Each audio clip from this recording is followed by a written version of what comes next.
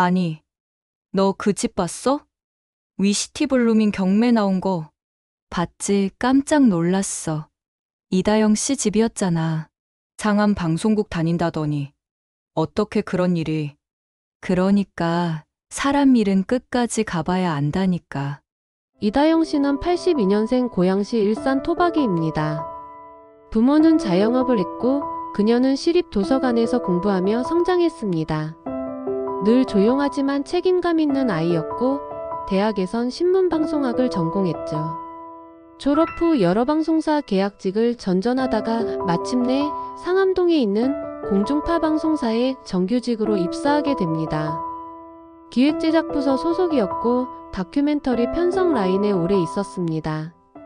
방송국 정규직이라는 타이틀은 많은 걸 보장해주는 것처럼 보였습니다.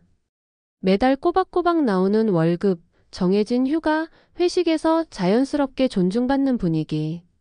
무엇보다 언제 집을 살까가 아니라 어디에 살까를 고민할 수 있는 여유를 준 것도 사실입니다.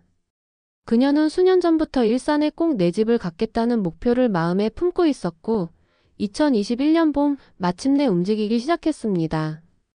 그녀가 선택한 곳은 위시티 블루밍이었습니다. 단지 주변엔 초중고가 모두 도보 10분 거리에 있었고 상암까지의 교통도 편리했죠.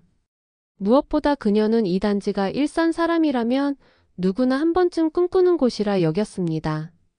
매매가는 8억 7천만 원. 고민은 길지 않았습니다.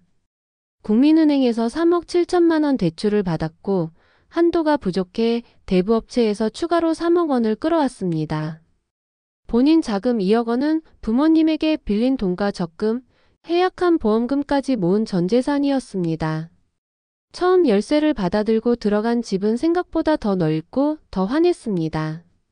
베란다에서 보이는 중앙공원과 아이들이 뛰노는 놀이터, 밤마다 반짝이는 단지의 불빛은 그녀의 마음에 깊은 안도감을 안겨줬습니다. 드디어 나도 해냈구나 하는 자부심이 있었죠. 그러나 이 모든 안도감은 단지 착각에 불과했습니다. 2022년부터 금리가 오르기 시작했습니다. 대출이자 고지서는 매달 불어난 금액으로 도착했고 그녀의 월급은 그 속도를 따라가지 못했습니다. 그 즈음 방송국에선 내부 조직 개편이 있었고 그녀가 속했던 부서는 통폐합됐습니다. 다른 부서로 이동하라는 제안도 있었지만 본인이 원하던 업무가 아니었습니다. 결국 계약 연장 없이 퇴사하게 되었죠. 방송계에선 정규직도 구조조정의 대상이 된다는 걸 그녀는 너무 늦게 깨달았습니다. 첫 3개월은 버틸 수 있었습니다. 실업급여와 예비비, 부모님에게 SOS를 치는 걸로 당장의 이자는 낼 수 있었으니까요. 하지만 시간이 갈수록 숨통은 조여들었습니다. 대부업체는 전화번호를 수시로 바꿔가며 연락했고 한밤중에도 문자와 이메일이 날아왔습니다. 정장을 입고 아침에 집을 나서던 사람이 어느새 추리닝 바람에 현관문조차 열지 않는 삶을 살게 된 겁니다. 전세로 돌리려 해도 세입자가 붙지 않았습니다. 전세가는 매매가보다 훨씬 낮아졌고 그 차익을 다시 메우려면 또 다른 대출을 일으켜야 했습니다. 그녀는 무너졌습니다. 냉장고엔 먹다 남은 반찬 몇 가지가 전부였고 마트조차 나가지 않았습니다. 결국 2022년 겨울 대부업체에 강제경매 신청이 들어갔습니다. 공고를 처음 봤을 때 그녀는 멍한 상태였다고 했습니다. 이젠 정말 끝이구나. 경매는 1차에서 유찰됐고 2차에 6억 3천만 원에 낙찰되었습니다. 그녀가 쏟아부은 2억 원은 사라졌고 남은 대출금 일부도 회수되지 않았습니다. 대부업체 빚은 여전히 그녀의 이름으로 남아 있었죠. 사람을 피하게 되더랍니다. 방송국 시절 친하게 지내던 후배가 전화를 걸었을 때도 받지 못했습니다. 가족들에겐 아무 말도 하지 않았고 매달 관리비 체납 고지서만이 그녀가 아직 살고 있다는 유일한 흔적처럼 쌓였습니다.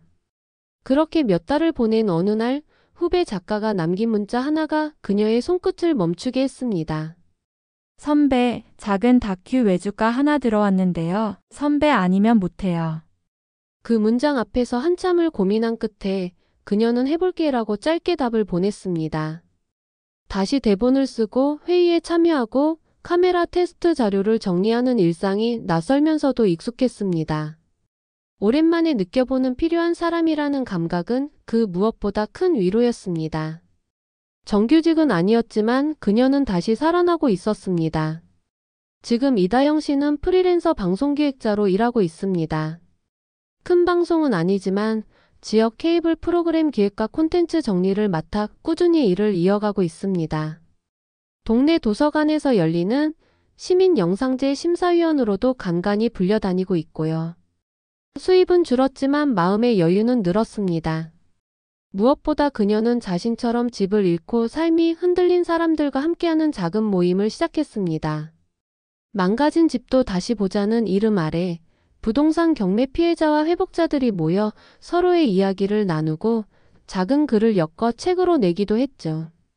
한 달에 한 번 모여 차 한 잔과 간단한 식사를 나누는 그 자리에서 그녀는 비로소 웃을 수 있게 되었다고 합니다. 그땐 내가 바보 같다고 생각했어요. 남들 다 사니까 나도 사야 한다는 조급함, 안정된 직장만 믿고 무리한 대출을 받았던 거. 근데 이제는 알아요. 그게 나뿐만이 아니었다는 걸요. 무너졌다는 건 부끄러운 일이 아니에요.